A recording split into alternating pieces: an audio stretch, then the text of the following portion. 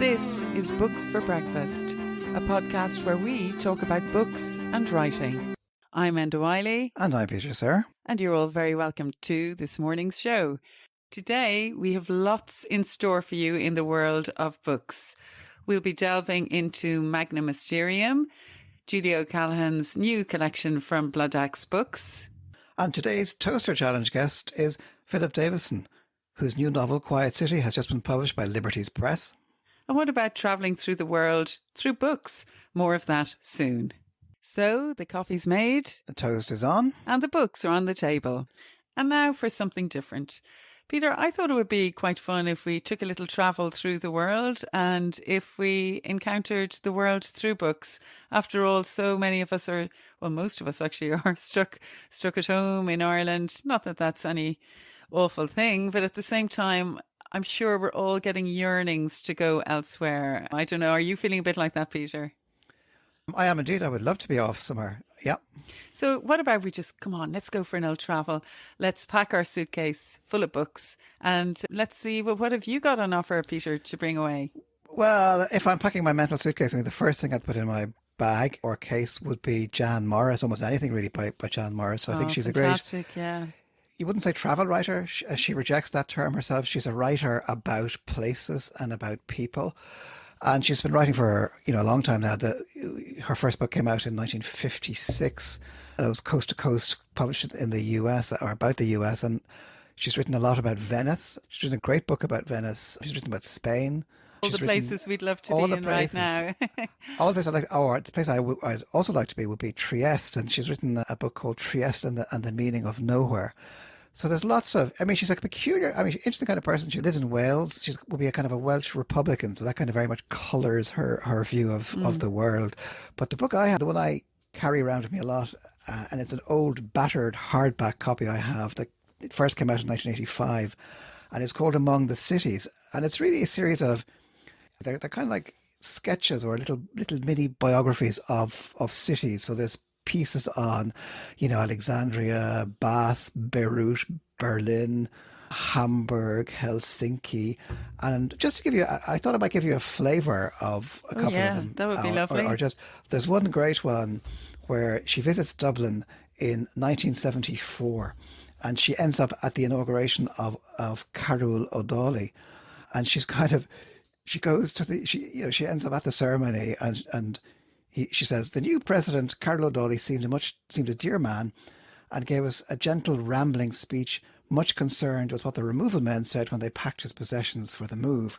Some of it was in Gaelic, some in French, some in English, and I confess my mind did wander now and then towards the Ruritanian ambassadress's fur coat, towards the twin smiles of the archbishops, towards the fierce survey of the bandmaster high above, who might easily have stepped from the ranks of the old Connacht Rangers.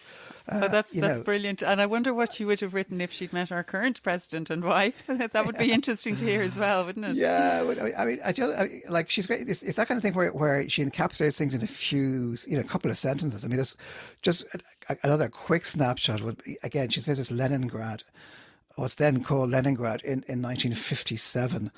And she's very impressed by it. She says that, they have tamed Leningrad and harnessed it, driven away its emperors, turned its palaces into museums and its academies for young ladies into political offices, coarsened its exquisite restaurants, exiled its fan makers and its writing masters, swamped its bookshops with dialectical materialism, deconsecrated its cathedrals, humbled its hierarchies, stifled its frivolities, left its great avenues peeling and pining.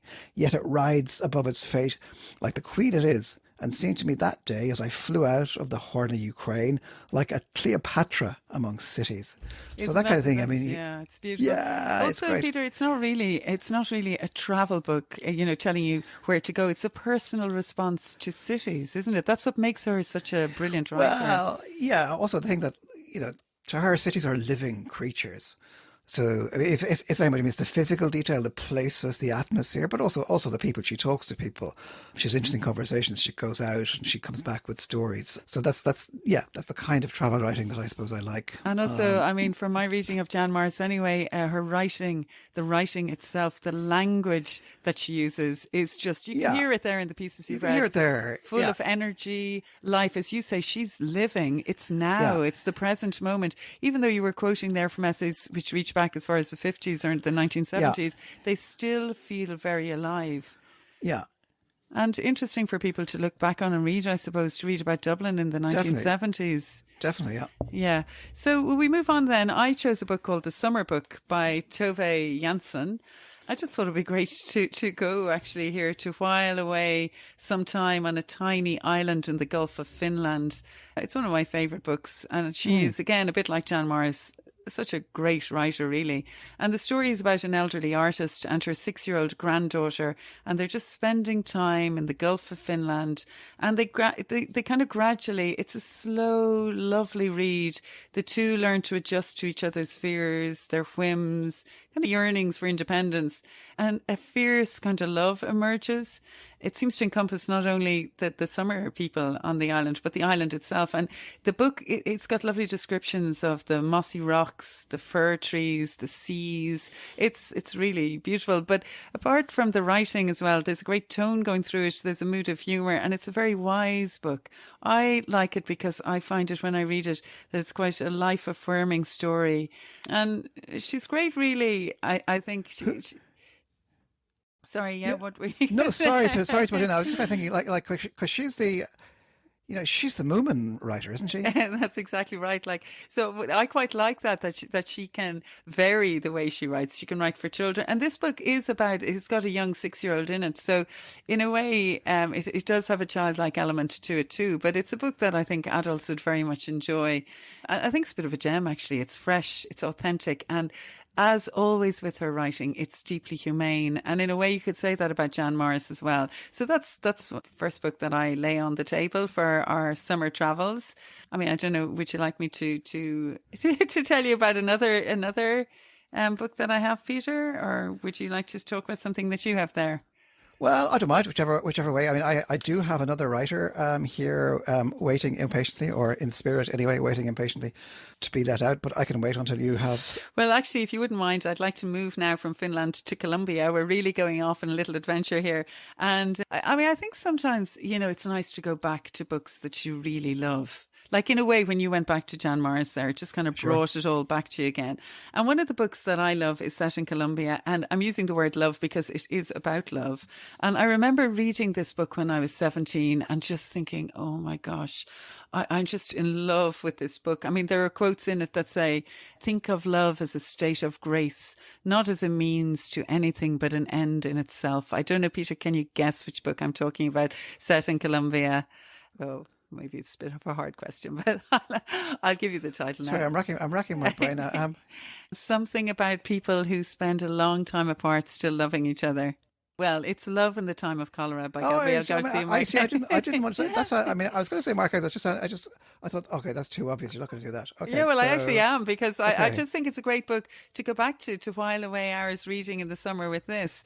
So, in their youth, I don't want to give too much of the story away, but Florentino Ariza and Fermina Daza fall passionately in love. And you can imagine when I was a teenager reading this book, I too fell passionately in love with this couple. When Fermina eventually chooses to marry a wealthy, well-born doctor, poor Florentino is absolutely devastated. He's a total romantic. So he begins to rise in his business career, but for all the time, like he's still thinking of her. So he whiles away the years in 622 affairs, yet he's constantly thinking of Fermina. And finally, we get to the beautiful end where I am actually giving away a bit of the story here. Her husband dies and Florentino attends the funeral. But all in all, it's been 50 years, 9 months and 4 days after he first declared his love for Fermina. And will he do it again? You just have to wait and see if you haven't read this book. I do really recommend it as a great old read for the summertime.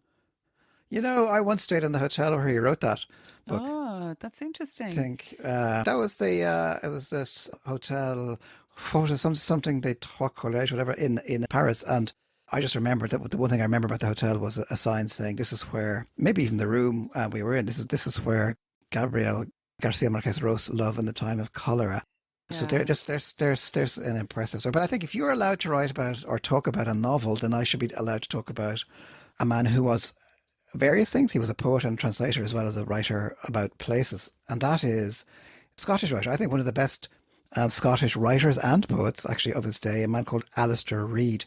And Oh yeah, Alistair Reid. yeah, Yeah. I mean, there was a lovely edition of his poems that came out recently called Barefoot, the collected poems, and that came out. It's a really nice edition, which I'm not even intending to talk about that, and that But you and you that still came out brought it in, Peter. from Galileo books. But the two books I'm talking about, he brought out a collection, or Polygon brought out two collections, one called Inside Out, and the other called Outside In, and they were Right. both issued simultaneously, and they're brilliant. I just, again, these are battered copies that I take a lot of places. The first one, Inside Out, is his selected poetry and translations, and I always think, because translation for me is a kind of travel, it's a kind of mental and imaginative travel, and he was a great translator, particularly of Spanish language poetry. So there's translations here from Borges, from Pablo Neruda, from José Emilio Pacheco, Herberto Padilla, and so on. Right. And not only that, but he also writes about these kind of places and people.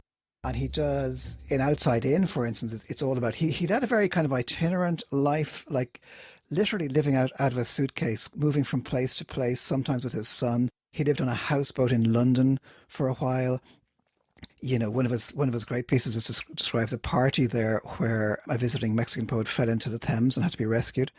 But he lived Oh in right. Spain a lot. He lived in a house in Spain without water or electricity or anything much. So he Oh literally got my a barefoot gosh. existence like that. And his great saving was that he was sort of adopted in a way by William Shawn of the New Yorker, and so the New Yorker was his literary home for years, and that kept him going. And a lot of his pieces would have appeared there first. But Outside In is, again, this is just, it's a lot of, it's accounts of his travels on, and sometimes it's when he goes to meet the people that he's translating. So it's accounts of his meeting with Borges and so on. And there's a lovely little passage on notes on being a foreigner, where he says that it just describes, what it's like to be a foreigner. I come suddenly into a foreign city, just as the lamps take light along the water, with some notes in my head. Arriving, the mood and excitement at least are almost the same. I try out the language with the taxi driver to see if it's still there, and later I walk to a restaurant that is lurking around a corner in my memory. Nothing, of course, has changed, but cities flow on like water, and like water they close behind any departure. We come back to confirm them, even though they do not particularly care, or perhaps we come back to confirm ourselves. So that's the opening of Notes on Being a Foreigner, which, I really like that idea that cities flow on like water. sure, Well, actually, sure. flowing on, maybe we might like to go to Lisbon now. I know that one of your favorite poets lived there, Peter. Isn't that right? Fernando Pessoa, yeah. Fernando Pessoa. That was my best bad Portuguese accent. Well, anyway, home to Fernando Pessoa. So I'd like to put on the table here, The High Mountains of Portugal by Jan Martel. And it's set in Lisbon and it's set in 1904. And I found this a really fantastic read. There's lots of travel in this and lots of adventure and mystery. It's a young man called Tomas and he discovers an old journal. And this journal kind of hints at the existence of quite an extraordinary artifact. And the thing is, he has to find it. And if he finds it, it might just redefine history. So he goes off traveling in a really old automobile. I'm saying automobile because it is 1904. And he kind of sets out in search of this very strange treasure. And then the book kind of shoots forward to 35 years later. And we meet a Portuguese pathologist. And he is totally obsessed with the murder mysteries of Agatha Christie. So he finds himself at the centre of a mystery of his own and drawn into the kind of consequences of Tomas's quest. And then 50 years on, a Canadian senator goes to kind of take refuge in his ancestral village in northern Portugal. And he's really, really devastated by the loss of his wife. But he comes along with a really unusual companion, a chimpanzee. And there, the kind of century-old quest will come to an unexpected conclusion, and I'm not going to give it away. But it's a really good read, Yeah. The High Mountains of Portugal by Jan Martel. So Peter, I've been really taking you all over the place today. Finland, Portugal, Colombia. Come Yeah. on, you're going to have to do better than that. Or are we nearing the end of our travel books? Maybe we can go back to them again at a later stage. I think so, perhaps. So all those books will be available as usual on our website. And if any of you feel like taking some of these books with you on a mental holiday, an imaginative holiday, I really recommend them. So our website and the books can be found on it is www.booksforbreakfast.buzzsprout.com. And now it's time for the Toaster Challenge. And I'd like to welcome Irish novelist, screenwriter and playwright Philip Davison. Are you up for the Toaster Challenge, Philip? I hope you are. Well, for those of you who were listening earlier, the Toaster Challenge includes asking Philip to talk about his favourite book for as long as it takes to make a slice of toast. So, Philip, it'll roughly be about 2 minutes. And I'm really bursting to hear what book you have chosen. I just want to say, Philip, I first fell in love with your writing when I read The Book Thief's Heartbeat, a novel you wrote set in Dublin, mostly set in one of my favourite places, Bewley's Cafe, which is sadly closed down now. And it was set in the 1980s. But you've since gone on to write 9 novels. I'm hugely impressed. Most famously, your series of spy novels, following Harry Fielding as an understrapper for the MI5. I really love those books. And novels such as Mackenzie's Friend, The Crooked Man, The Long Suit. Then you had a novel, Eureka Dunes, which came out in 2019. And just now, in the middle of lockdown, I think it was April the 2nd, was it, Philip? That's right, yeah. Yeah, you were to have, I was really looking forward to it, actually, the launch of your new novel, Quiet City, published by Liberties Press. What was that like, Philip, having a book coming out in lockdown? It was put out, the plan was to have a bookshop launch, but that was not possible. So it was put out as an ebook, and the plan is to have the paper launch later. Now, later, of course, we always worry that postponement actually means cancellation, but no, I think it will happen. Maybe November, December, I don't know. It depends. November, December 2020. Well, Philip, we all look forward to that. We'll all be there because I think there's going to be huge energy around books which didn't come out because of lockdown. And I think people really want to come and celebrate it. So I'm really looking forward to that. I love people's quotes about your books, and I think they're really genuine, coming from Bob Geldof, Ireland's best kept secret. Philip Davison was one of our great contemporary writers. Roger Doyle has said about your new book, Quiet City is a short jab of a novel. It is elegant, intriguing, and very darkly funny, and a terrific exploration of the madness of middle age. I think we've all experienced that madness, Philip. And without giving away too much, would you mind telling us just a little bit about what the story is in the novel? Okay, I suppose the sort of overview, it's a novel about the desire to be daring. Sometimes what a person needs at a particular point in their lives is to hold their nerve, to be brave, to talk themselves into action, particularly if they feel they've been shunted into the slow lane.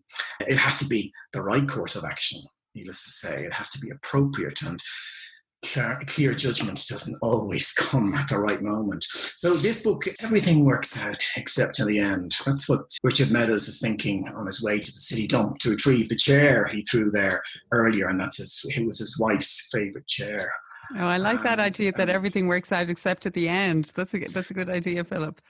And there he meets an old flame, and there's a kind of dance of circumstance, I suppose, and it has our character Richard with his newfound fearlessness leaning into the danger. So, all right. So it's a novel about leaning into danger.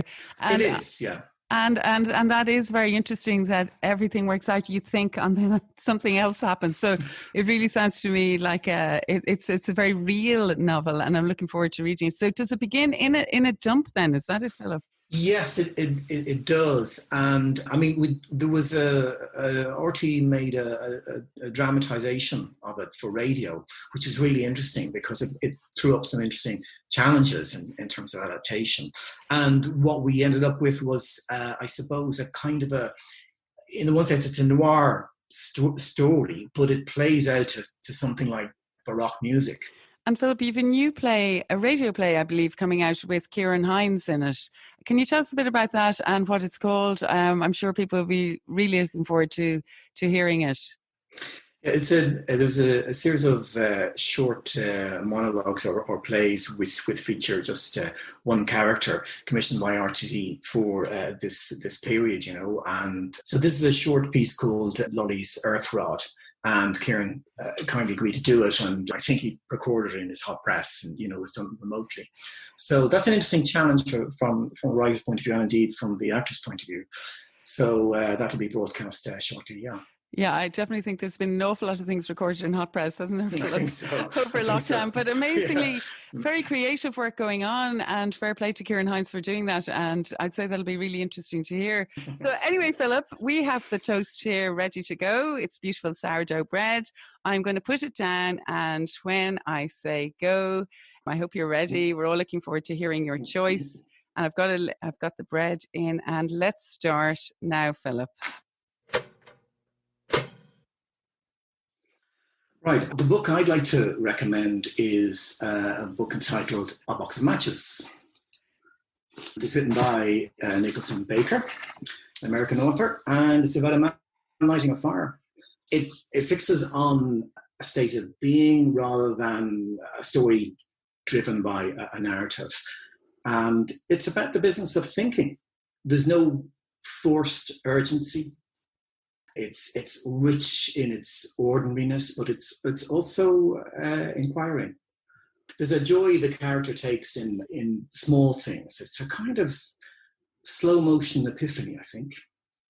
He finds a way to acknowledge his worries about relationships and mortality and holes in his socks. It has a perfect pitch, which is an extraordinarily difficult thing to achieve. It has a quiet clarity. It's remarkably uncluttered. And our character, he's not afraid of the dark. He has his rituals and his box of matches. Each chapter begins with "Good morning." I suppose it's like listening to beautiful piano music being played in another house or another apartment. So I really suggest this is for the times, and indeed I reread it recently, and it just seemed to be particularly relevant. So there you have it. And that's, I don't know whether that's 2 minutes. It could well be a COVID 2 minutes, because time has a different weight at the minute, and perhaps in nature, in the natural world, which continues regardless. Yeah, you're absolutely right, Philip. And just to tell you the happy news that you came in there at exactly 2 minutes. So well done, Philip. Yeah. So well done. That was Philip Davison there telling us about Nicholson Baker's book, A Box of Matches. And who's publishing that book, Philip?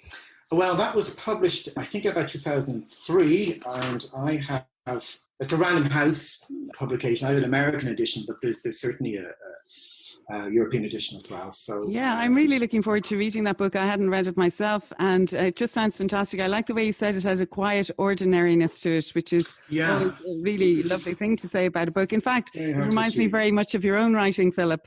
So all in all, Philip Davison, novelist, screenwriter, playwright, you're a man of many talents, and it's been wonderful to have you here on the Toaster Challenge. So thank you. And I hear you have maybe in another year or so, you have another novel coming out, so maybe you might come back and talk to us again on the Toaster Challenge. That would be fun. Of course. Okay, thank you, Philip.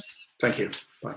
And details of Philip's books will be available on www.booksforbreakfast.buzzsprout.com. Thanks for listening. It's a real pleasure when a new book of poetry comes out. And this week, Peter, you have on the table here in front of us beside your coffee cup a wonderful new book of poetry that you'd like to tell us about. Yeah, well, the book it's Irish-American poet Julie O'Callaghan's newly published Magnum Mysterium, and that's just out from Blood Axe Books, and it's her first since Tell Me This Is Normal, which was her new and selected poems, and that came out in 2008. 2008, when you think of it, Peter, that's 12 years ago. How different are the poems in this book? Well, you see, Julie's a very distinctive poet. I mean, she's well known and admired for her kind of punchy, demotic poems written in a way from the sidelines of life, the kind of poems that, they sort of seem to be instant and immediate, but are in fact craftily and wittily constructed. So like this poem, or this book rather, is a continuation of that, but it's darker. It's much darker book as well. I should say it's in two parts. One part carries on the kind of Julie that we're familiar with, but there's also it deals with two big losses in her life: the loss of her father and the loss of her husband, the poet Dennis O'Driscoll. And of course, the title Magnum Mysterium, that refers to a responsorial chant from Matins of Christmas. And sadly, Dennis O'Driscoll died on Christmas Eve 2012. Isn't that right, Peter? Yes, and really the second half of the book is called After Dennis, and they're the poems written in the wake of the kind of shock and grief of that loss, and they're they're raw, direct, emotional, if you like, unconsoled. So that's very much the subject of the second half. What I remember from reading and really enjoying Julie's work over the years, she has a fantastic way of turning something quite harrowing into something absurd, which has a kind of quirky quality to it, even in the moments of sorrow and heartbreak in these poems. Are there those quirky moments? Well, I mean, if you think about it, I mean, the book opens with a poem called Island Life, which is kind of typical Julie in some ways. Like, I live on an island, but that's not the worst part. Water sloshes uncontrollably at the edges of this entire geological formation. You can hardly go any place without falling off. You know, in a way, it's kind of like the whole book is about falling off the planet, falling into grief. But I mean, it's all that kind of thing that she does where, you know, the most ordinary kind of banal things serve as a kind of metaphor for life. Like that's one I like in the early sort of parts of the first half, maximum car wash. And, you know, it's like, she imagines life basically as a car wash. You know, you travel along, giant whirring brushes gently nudge you as you journey, brilliant light ahead, and you start. I'm going to actually sneakily reveal that I have read the entire book as well, because it's been floating around our house for the last few weeks. And at the back of the book, if anyone wants to buy the book, there is actually a really wonderful poem which she wrote.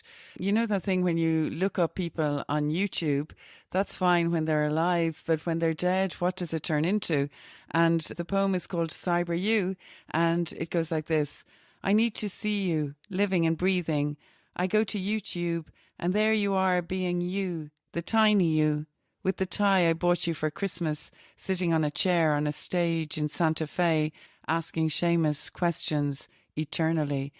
And of course, the Seamus that she's referring to in that poem, Peter, is Seamus Heaney, who had a very close relationship with Dennis O'Driscoll. Well, I think they were both pretty close to him. And of course, Dennis did Stepping Stones. But yes, indeed, Dennis and Seamus were good friends. But I think, that whole section is shot through with, you know, with that kind of loss, trying to have a conversation with somebody who isn't there anymore. You know, who do you speak with, in what language? The whole section kind of begins with, and it's full of that. Like the Mayans foretold the end of the world for December the 21st, 2012. The end of our world, December the 24th, 2012. You know, and it's like these are poems that aren't afraid to admit that she's not doing well. You know, she's not in a good place. It's not full of any kind of lyric consolations. It's not.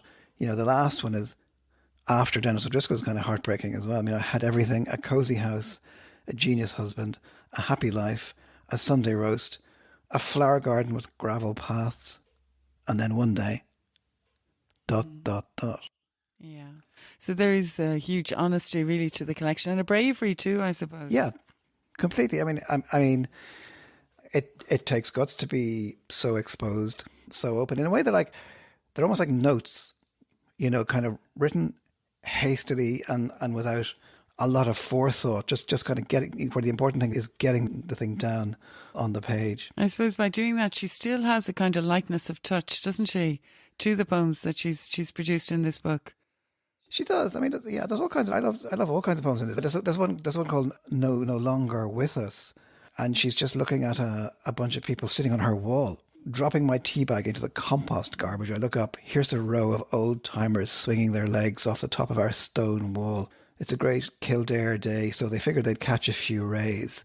And so she kind of glances up at these Kildare men on her wall and kind of wants to sort of wave unselfconsciously. Yeah, I mean, they're poems full of personality as well, aren't they? As you said, the book is split into two sections. And the opening sections are a bit more upbeat, aren't they? Well, yes and no. I mean, they're also remembering her father.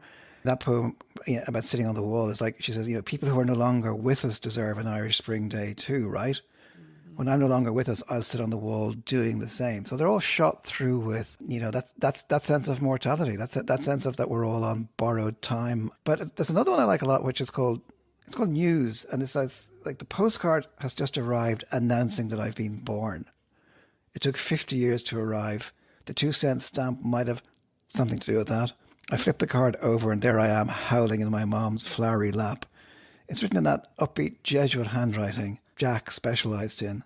Well, I'm here, still cranky. Oh, that's fantastic. So, Peter, this is a book that you are firmly recommending, Magna Mysterium by Irish-American poet Julia O'Callaghan. All details will be on our website. I think we've reached the end of our Books for Breakfast podcast this morning. I'm definitely rushing off to have more coffee. And I'm Enda Wiley and I have Peter Sirr here with me. And Peter, would you like to tell everyone about the details of the podcast if they'd like to listen again? Well, you can subscribe at all the usual sources, Google and Apple and so on. And if you want to check out the notes that go along with this podcast, you can go to booksforbreakfast.buzzsprout.com. And yeah, so we'll be back again next Thursday morning. We'll have the toast on, we'll have the kettle boiling, we will have more books to discuss, and we're looking forward to having you here. So goodbye, everybody. Goodbye.